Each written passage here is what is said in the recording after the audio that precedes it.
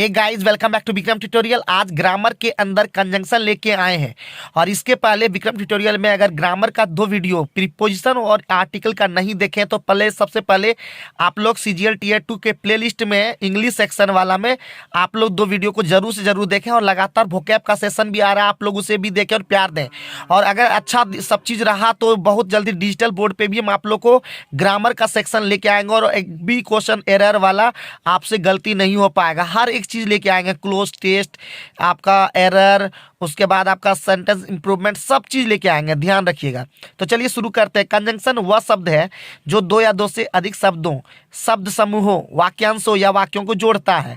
जैसे एग्जांपल के लिए Ram and Shyam are friends, तो एंड क्या हो गया? Conjunction. You sing but she dances, यहाँ पे बट क्या हो गया? कंजंक्शन। अब हम लोग बढ़ते हैं कि पोजीशन ऑफ कंजंक्शन, यानी कंजंक्शन का पोजीशन को कैसे रखेंगे। तो कंजंक्शन का स्थान केवल 2 जगहों पर होता है, वाक्य के बीच में और वाक्य के शुरू में। एग्जाम्पल के लिए I know why Ram has failed, पूर्ण as Ram came late he was punished. तो आप या तो शुरू में रख सकते हैं या तो बीच में रख सकते हैं। और एक चीज याद रखिएगा, जो हम बता देते हैं ना, आप लोग याद रखिएगा, भूलिएगा नहीं, क्योंकि इससे आपको दिक्कत हो सकता है। याद रखिए, subject plus verb plus conjunction plus subject plus verb सही होता है। उसी प्रकार subject plus verb plus conjunction plus verb plus subject ये गलत होता है। फिर conjunction plus subject plus verb plus subject plus verb सही होता है। एग्जाम्पल के लिए I know Y has Ram failed, ये गलत है। आई know why Ram has failed ये आपका करेक्ट हो जाएगा, क्योंकि हम लोग किस तरह से पोजीशन रखा जाता है, क्या इसका स्ट्रक्चर है, आप लोग ऊपर में देख पाए। इसी प्रकार why has Ram failed I know ये गलत है, why Ram has failed I know ये सही हो जाएगा। अब हम आगे बढ़ते हैं, आगे बढ़ने के बाद आपको काइंड ऑफ कंजंक्शन मिलेगा। काइंड ऑफ कंजंक्शन क्या होता है? तो कंजंक्शन को 2 भागों में, यानी उसका क्या प्रकार होता है, कितने तरह से बांट सकते हैं। तो कंजंक्शन को 2 भागों में बांटा जा सकता है, single conjunction and single conjunction और पेयर कंजंक्शन। जैसे and, but, if, when, since, why etcetera. Pair conjunction में क्या होता है आपका? Not only but also, neither nor, either or, hardly, when, hardly dot when etcetera. ठीक है, अब देखते हैं सम इंपॉर्टेंट पॉइंट्स। हमेशा करेक्ट पेयर ऑफ कंजंक्शन का प्रयोग करना चाहिए। ये जो सेशन अभी हो रहा है ये बहुत ही ज़्यादा डेंजरस इंपॉर्टेंट है।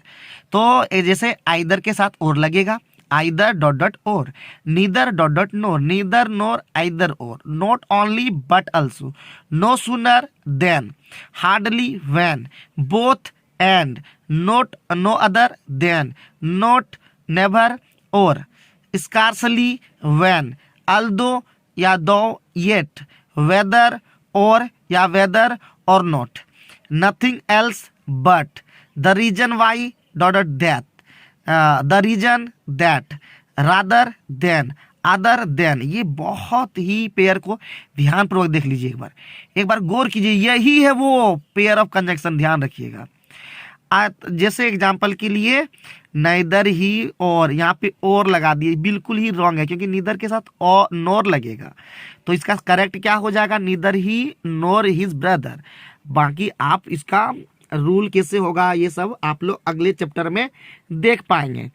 उसी प्रकार hardly had I left the house then दिया हुआ, जबकि हार्डली के साथ व्हेन लगता है। तो ये आप लोग ध्यान रखिएगा। और जहाँ पे फिर से मैं यही बात बोलता हूँ कि जहाँ पे इंग्लिश में आपको टफ लगे, जहाँ पे समझ नहीं आए, वो आप लोग कमेंट करके मुझे बताइए, ताकि नेक्स्ट वीडियो में वो भी आप लोग को कहीं भी दिक्कत नहीं होने देंगे।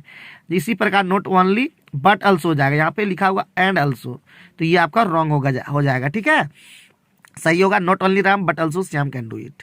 किसी वाक्य में पेयर कंजंक्शन का प्रयोग हुआ है तो उस वाक्य में पैरेलल कंस्ट्रक्शन इन कंजंक्शन का प्रयोग होता है। पैरेलल कंजंक्शन इन कंजंक्शन का, कंस्ट्रक्शन ऑफ कंजंक्शन का क्या अर्थ है? एक बार फिर से पढ़ देते हैं।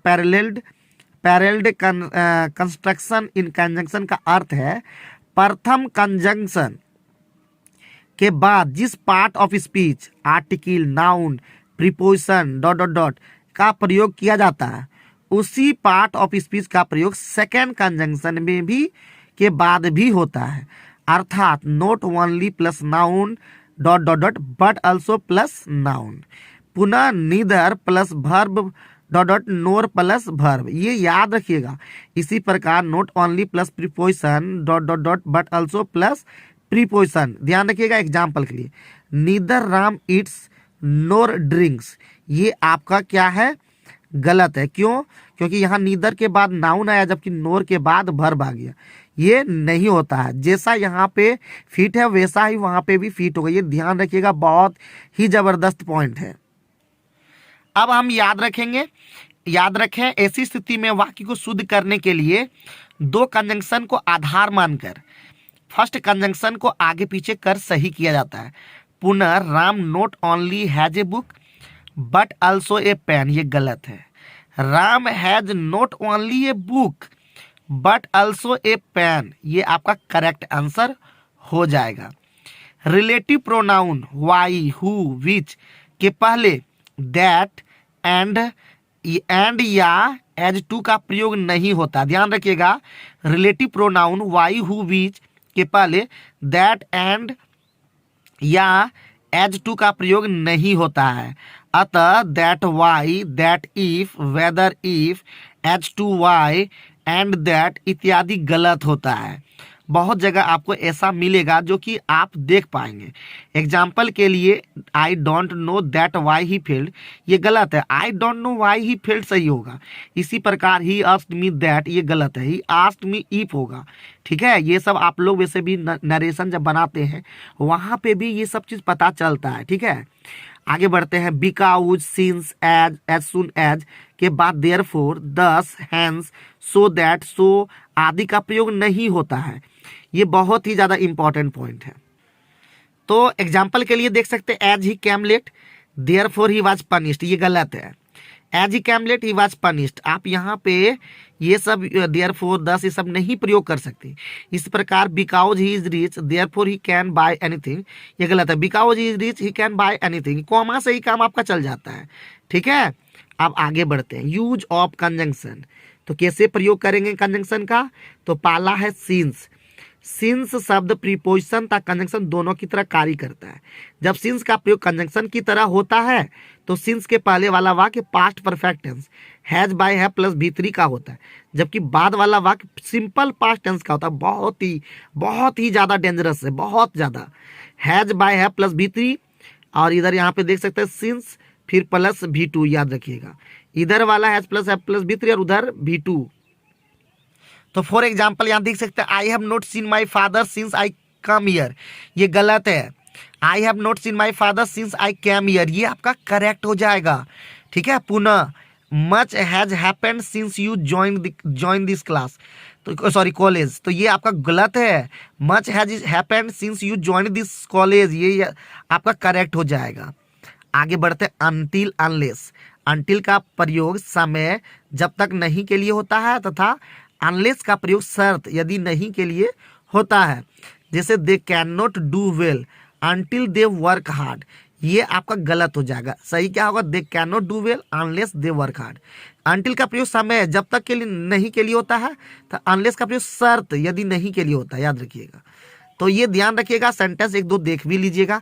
इसी प्रकार you wait here unless 7 o'clock, ये गलत है। You wait here until 7 o'clock, तो ये कंडीशन याद रखिएगा, बहुत ज़्यादा इंपॉर्टेंट है। अनटिल या अनलेस से आरंभ होने वाले वाक्य में कभी भी नोट का प्रयोग नहीं होता है, क्योंकि उसी में आपका नोट छिपा हुआ है ना।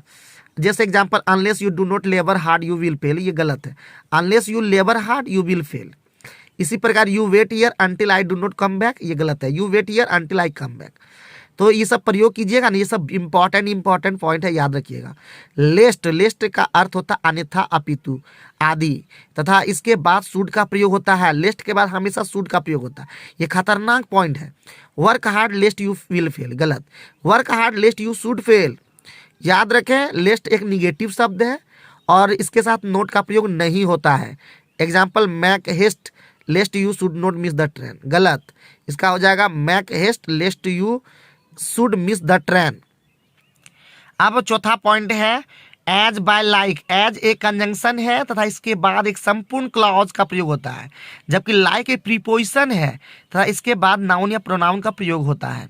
एग्जाम्पल अर्थात एज प्लस क्लाउज और like plus noun plus by pronoun सही होता है। एग्जाम्पल के लिए सी रैन एज ए पैंथर, ये गलत है। She ran like a panther, as a panther नहीं होगा यहाँ पे, लाइक ए पैंथर।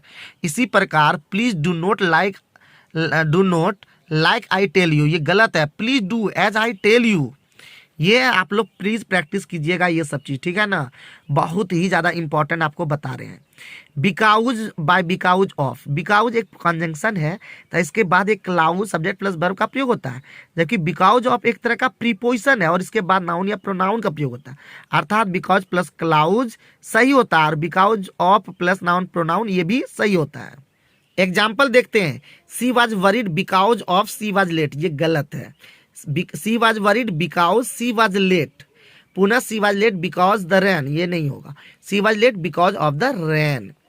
आगे बढ़ते हैं, 6th point, such dot dot as by such dot dot that, such के बाद एज का प्रयोग होता है यदि इसके बाद इन्फिनिटिव 2 + B1 का प्रयोग होता है, लेकिन सच के बाद एक क्लाउज सब्जेक्ट प्लस वर्ब का प्रयोग होने पर सच के बाद दैट का प्रयोग होता है, अर्थात such plus such as plus infinitive such that plus clause सही होता है। याद रखिएगा ना, ये वाला बहुत इंपॉर्टेंट है। I am not such a fool that to believe that, यहाँ पे क्या हो जाएगा, I am not such a fool as to believe that, याद रखिएगा, ठीक है। अभी हम इधर दिखाते भी हैं, यहाँ पे देख सकते हैं, I am not such a fool as to believe that, infinitive आपका यहाँ पे सही होगा। इसी प्रकार there was such a noise as we could not hear ourselves, तो there was such a noise that we could not hear ourself, ये सही हो जाएगा। आगे बढ़ते हैं, so dot dot as dot dot as, ये भी बहुत इंपॉर्टेंट पॉइंट। आगे बढ़ते हैं, यहाँ पे सो ये भी बहुत इंपॉर्टेंट, इन दोनों का प्रयोग पॉजिटिव डिग्री में दो व्यक्तियों या वस्तुओं की तुलना के लिए होता है। याद रखिए, बहुत ही ज़्यादा एकदम इंपॉर्टेंट है। आप पॉजिटिव डिग्री अगर बनाए होंगे, पॉजिटिव, कंपैरेटिव, सुपरलेटिव, ये सब, तो आप लोग देखे होंगे पॉजिटिव डिग्री में दो व्यक्तियों या वस्तुओं के लिए तुलना के लिए होता है। लेकिन एज डॉट डॉट एज का प्रयोग एफर्मेटिव तथा निगेटिव दोनों ही प्रकार के वाक्यों के साथ होता है, जबकि सो डॉट डॉट एज का प्रयोग केवल निगेटिव वाक्य के साथ होता है। ये जबरदस्त पॉइंट है, याद रखिएगा। Ram is not as good as Shyam, या Ram is as good as Shyam, लेकिन Ram is so good as you, ये गलत है। Ram is not so good as you, ये ध्यान रखिएगा, एकदम बहुत ही ज्यादा इंपॉर्टेंट है जी। एंड बाय बट, एंड का प्रयोग दो समान अर्थों वाले शब्दों या वाक्यों को जोड़ने के लिए होता है, जबकि बट का प्रयोग दो विरोधी अर्थ वाले शब्दों या वाक्यों को जोड़ने के लिए, जैसे कि हम यहाँ पे देख सकते हैं, अर्थात positive word plus and plus positive word, जबकि positive word plus but plus negative word सही होता है। Ram is brave and intelligent, लेकिन Ram is brave and dishonest, ये गलत है। Ram is brave but dishonest. उसी प्रकार नमा पॉइंट में हम आते हैं, the same dot dot that by as, the same के बाद अगर वर्ब स्पष्ट हो तो दैट का प्रयोग होता है, लेकिन जब वर्ब स्पष्ट न हो तो एज का प्रयोग होता है। This is the same book as I wanted, गलत। This is the same book that I wanted, ये आपका सही होगा, क्योंकि यहाँ पे आपका वर्ब स्पष्ट है। इसी प्रकार this is the same horse that mine, this is the same horse as mine, ये आपका सही हो जाएगा। दैट माइन नहीं होगा बल्कि एज माइन होगा। तो ये सब आप लोग ध्यान रखिएगा, बहुत ही इंपॉर्टेंट आपको आज कंजंक्शन के अंदर में बताए, और लगातार वीडियो आ रहा है इंग्लिश का, तो आप लोग जुड़ने ना भूलें। और अगर अभी तक सब्सक्राइब नहीं किए चैनल को तो सब्सक्राइब कर लें, क्योंकि आने वाले दिनों में और भी बेहतरीन से बेहतरीन वीडियो देखने को मिलेगा। Thank you very much. और अगर थोड़ा सा भी वीडियो का लाइक करते मतलब अच्छा लगे तो कमेंट भी करके बताइए कि क्या ऐसा आप लोगों को वीडियो चाहिए जो मैं आप लोग के लिए प्रोवाइड कर सकूं। Thank you very much.